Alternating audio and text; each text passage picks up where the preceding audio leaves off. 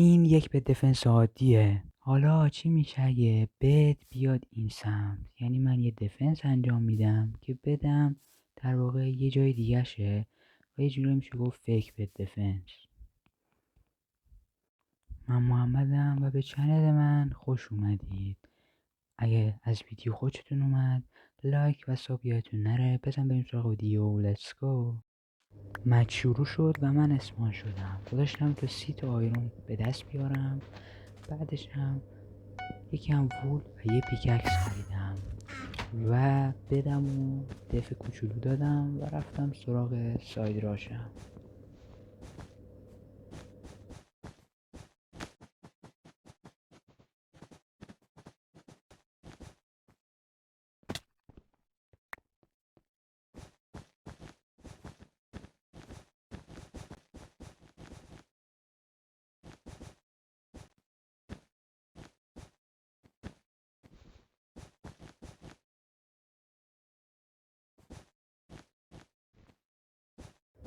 اینجا دیگه واقعا خسته شدم، پس پریدم تا این فورتنایت پلی رو بزنم بره پایین و اینجا از شانس خوب من وید شده بود، پس بدش رو زدم و رفتم یک ترات خریدم.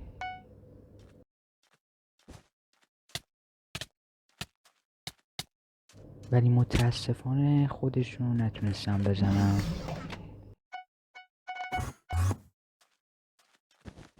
اینجا با خودم گفتم بذار یکم دفعمو بزرگتر کنم تا حداقل بدم نره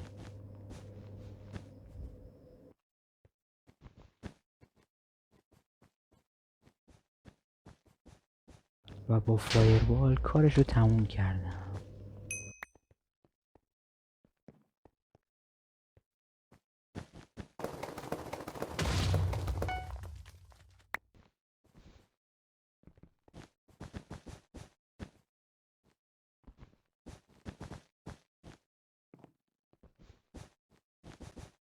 بعدشم رفتم مید تا 8 تا امرالد جمع کنم.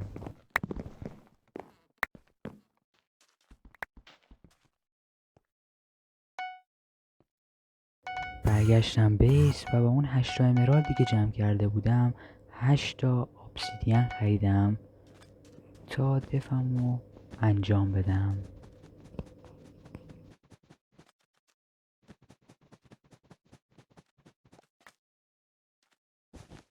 بدم و کاور کردم و بعد با اون obsidian هایی که داشتم یک بد فیک ساختم برای خودم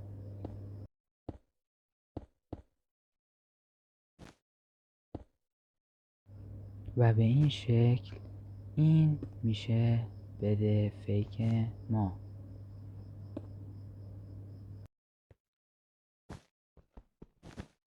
و حالا روش رو کامل پوشوندم.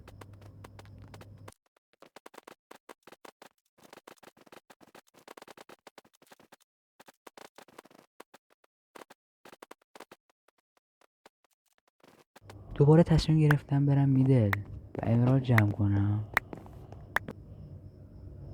و با اون امرالدا اینویز خریدم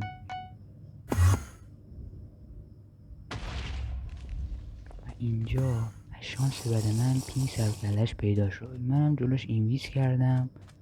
بعد وقتم ترسید، فهمیدم که نقشم گرفته و اون فهمیده که من obsidian دارم ولی نمیدونه که اون زیر obsidian ها هیچی نیست.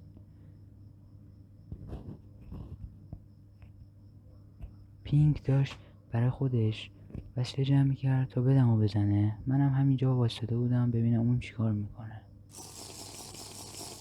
و اون بالاخره اومد و بدمو از شانس نباید کند.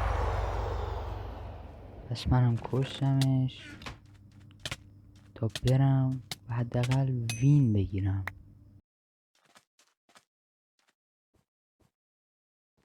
حالا وقتش بود برم سراغ پینک و انتقامم رو ازش بگیرم.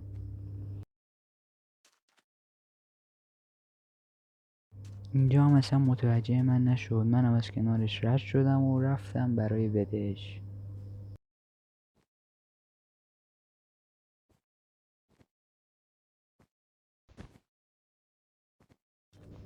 بدش رو زدم و اینجا به من پیام داد که بیا اینجا تو بیستم. منم گفتم باشه میام.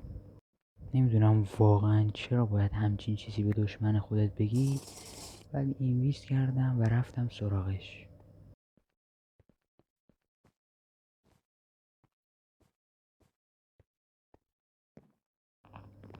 اینجا هم واقعا نمیدونم چی شد، چرا اصلا اینطوری مرد.